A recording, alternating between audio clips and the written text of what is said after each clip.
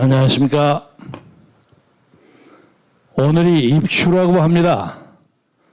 그래서 이번 가을은 좀 선선한 가을을 맞이하기 위해서 제가 오늘 아주 얇은 옷을 입고 나왔습니다. 지금부터 한 1년 전에 2020년 작년 8월 15일 정광훈 목사님이 주도하시던 광화문 집회에 우리가 2020-815라는 비밀 코드를 만들었어요. 2020-815.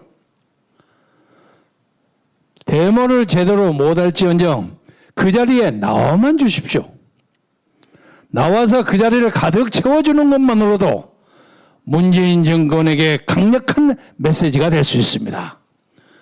이렇게 호소드렸는데 다행히도 여러분들이 그날 습하고 비가 쏟아지고 온몸에 내일까지 완전히 젖어버리는 그런 악천후 속에서, 그리고 그 전에 문재인 정권이 모든 미디어를 동원해서 내일 200mm 이상의 비가 오니까 아예 밖으로 나가지를 말라, 그런 선동을 했음에도 불구하고 수많은 사람들이 광화문을 가득 채워주었습니다. 저는 그 광화문 대회에 순전히 정광훈 목사님 덕으로 제가 대회장을 맡는 영광을 가졌습니다. 제가 내일 모레 80이 가까워지는 사람인데 그동안 여러 가지 우여곡절이 있었습니다마는 어떻게 학생 시절에 좀 시끄럽게 굴어서 외국에 가서 망명을 16년이나 했고, 돌아와 보니까 제 또래 사람들은 다 국회의원 한두 번, 두세 번 다 하고 있었고, 저는 많이 밀렸어요. 많이 뒤쳐졌어요. 그러다가 어떻게 하고 국회의원을 한 두어 번 했습니다. 그리고 난 다음에 김대중 대통령 그 파들에게 밀려가지고 그냥 째깍 잘려가지고 제 정치적 경력이 대단히 험난했습니다. 고난을 많이 당했습니다. 그 다음에 문재인이라는 사람이 맨 처음에 대통령 되겠다고 나서서 이거 막아야 되겠구나 해서 한광호 의원, 한화갑 의원, 제 셋이가 박근혜 후보를 지지하는 2012년 대선에 가담해서 간신히 이 나라의 자유주의 정권을 유지하는 데 미력이나마 보탰습니다. 그리고 난 다음에 자유총연맹 총재 노릇을 했는데, 당시 박근혜 대통령이 거기 좀 나가라 하면서 그거 국회의원 몇 분 하는 것보다 훨씬 중요한 겁니다 이러더라고요. 그런데 제가 가보니까 경찰청장 출신이 보궐선거로 들어와가고 1년 동안 딱 자리를 잡아가지고 이 양반이 재선을 노리는 그런 입장이기 때문에 사실상 제가 하기가 굉장히 어려웠습니다. 그리고 그 양반하고 대결을 했던 이동복이라는 제 대학 선배가 굉장히 높은 분이죠. 이 양반이 문제없이 이길 줄 알아서 똑 떨어졌어요. 그런데 재수좋게 천행으로 제가 압승을 해가지고 박근혜 대통령을 보좌하다가 그 다음에 그 양반이 탄핵을 당하는 셈에 밀려서 지난 5년 동안을 이 탄핵 반대 운동에 몸을 바쳐서 살아오고 있습니다. 그 탄핵 반대 집회의 첫 번째가 2016년 12월인가 서울역 집회입니다. 그때부터 지금까지 꾸준히 탄핵 반대 입장을 지키고 왔는데, 그동안 문재인 대통령 치하에서 노무현을 비판했다고 해서 징역 8월에 집행유예 2년도 받았고, 그러니까 제가 범죄 경력이 있습니다. 요새 유행하는 말로. 그리고 꾸준히 살았는데 그동안 하도 연설을 많이 해가지고 연설을 할 게 없어요. 똑같은 얘기를 해서. 그래서 오늘은 지금부터 일주일 후에 다시 8.15 대회가 벌어진다고 하는데, 저는 지금 보석 중이기 때문에 그 현장에 나갈 수 없다고 우리 구조화 변호사가 자꾸 나가지 말라고 그래요. 그런데 제가 지금 우리 변호사하고 경론을 벌이고 있는 게, 옛날에 우리나라 대통령을 했던 유은보선이라는 분이 자기가 쓱 거리를 나가면서 대모를 하면서 경찰에 와서 뭐 하느냐. 아, 나 지금 산책하고 있어. 이랬어요. 그래서 유은보선의 정치적 산책이라는 말이 유명했습니다. 그래서 다음 토요일 날부터 저도 시청이나 남대문 근처에 정치적 산책을 해볼까 하는 생각을 하는데 이 문제 가지고 지금 계속 앞으로 토론할 작정이고, 여러분이 오늘 아침에 주요한 신문의 광고를 통해서 보셨겠지만 다음 주 토요일, 지금부터 딱 일주일 후에 우리 국민혁명당이 만들어 놓은 정치적 산책의 루트를 아시죠? 서울역부터 시작해서 덕수궁에서 동아면세점, 일파만파 광장을 거쳐서 세종문화회관, 광화문 쓱 돌아오는 그 과정을 통해서 우리 국민의 힘을 보여주자. 그리고 곳곳에 국민혁명당 입당원서를 해주는 분들이 계실 것이고 목마른 사람을 위해서 물도 다 준비되어 있을 겁니다. 그래서 다시 한번 1년 만에 서울시 시청 앞에 있는 서울광장과 광화문 광장에 여러분의 뜨거운 민주화의 의지가 철철 넘치는 그런 8.15 광복절 행사가 되기를 여러분과 공동으로 기원하여 맞이했습니다. 요새 이 대통령을 하겠다고 여당이나 야당에서 하는 짓거리를 보니까 볼만해요. 우선 여당 얘기 좀 할까요? 그 이재명 후보가 좀 센 것 같으니까 쫓아가는 그 이낙연 쪽이 좀 자신이 없어서 그런지 그 뭐 이상민인가는 경선관리위원장을 시켜가지고 너 지사 사퇴하라고 막 압력을 넣더라고요. 물론 이재명 지사가 뭐 하면서 자기 경기도에 있는 뭐 좀 이용해가지고 도의 물건을 대통령 선거에 조금 이용하는 그런 혐의가 조금씩은 있겠죠. 그것은 이재명이가 잘못한 겁니다. 만약 그런 게 있다면.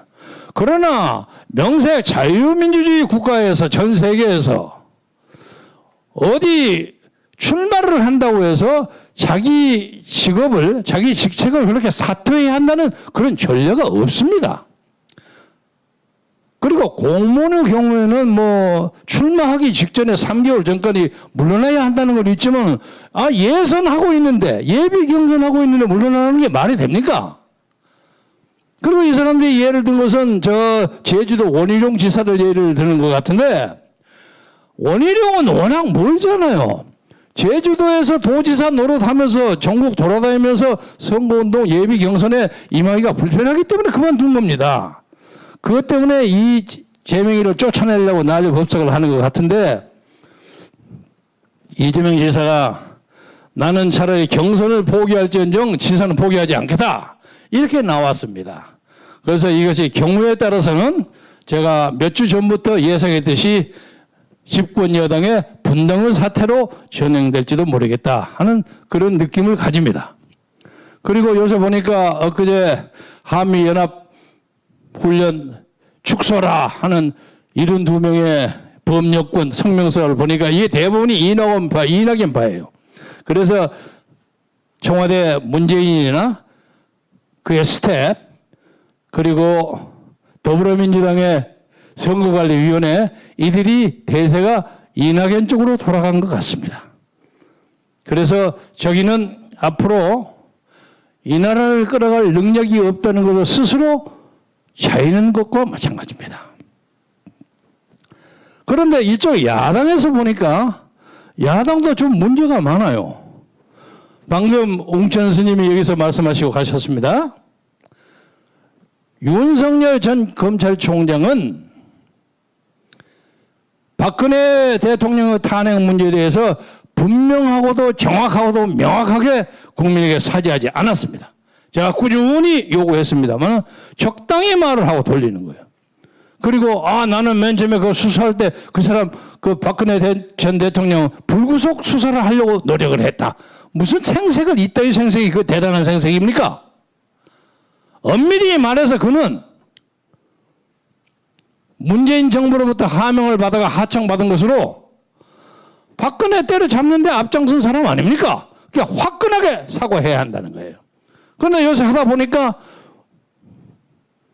국민의힘에 들어가서 같이 노는 것이 옛날 전부 박근혜 탄핵했던 사람하고 놀아. 바로 이것이 이 나라의 자유민주주의 발전을 원하고 정권 개최를 치열하게 원하면서도 그 앞장에 서 있는 윤석열을 보는 우리 자유국민의 착잡한 심정이 어려 있습니다. 저 사람 정말 밀어야 되는가 하는 문제가 생기는 거예요. 그래서 이 자리를 통해서 윤석열에게 다시 한번 공고합니다. 나는 그가 약간의 말을 실수한다거나 어디 가서 좀 엉뚱한 소리를 한다거나 그리고 이 경우에 따라서 매력도 있어요. 솔직할 수도 있어요. 내용도 보면 후쿠시마의 원자력 문제도 가만히 보면 본질은 그거 아니에요. 다른 사람이 끄트머리 잡아가지고 얘기한 겁니다. 그러나 적어도 이 나라의 자유민주주의를 꾸려온 보수 세력에 대해서 진지한 성찰과 반성의 자세가 없는 한 대통령이 가는 길에 대단히 험난할 것이라는 것을 경고합니다. 그래서 우리는 사태가 어떻게 되든 간에 지금 정광훈 목사께서 주도하는 이 1000만 서명 운동으로 우리가 적어도 이번에 8.15 전후를 통해서 500만 이상 한 6, 700만을 당해서 1000만을 향해서 당하면 청와대에 있는 문관은 겁이 나가지고 밤새 보따리 싸고 도망갈 겁니다. 이것이 시대의 대세입니다. 따라서 저는